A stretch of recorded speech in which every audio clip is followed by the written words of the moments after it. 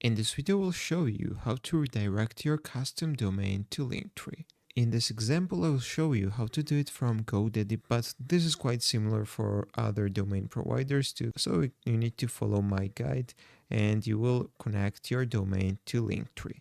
First of all, you need to log into your domain provider and find your domain list. In this case, we are on GoDaddy. We need to click on domains in the left menu, and right here we will see our domains list. We need to choose the domain which we want to redirect to Linktree. For example, let's redirect this one. We need to click on domain settings. Then we need to go to the DNS.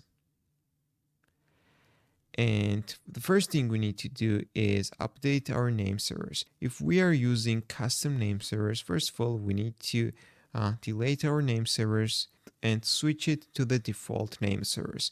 So I'll show you how to do this on GoDaddy. We need to click on change name servers, and if you're using as you can see, I'm using the GoDaddy's custom name servers, but if you're using the custom name servers, you need to switch it to the default ones, guys. And once you will do it, then you need to go to the forwarding, and right here you need to look for domain forwarding, click on add forwarding, and we need to start the forwarding process. We need to copy our Linktree website URL. Let's go back to the GoDaddy, and we need to paste it to the destination URL. After that, we need to choose the forwarding type. In this case, we will choose permanent. This is most popular one, and we need to click the save button.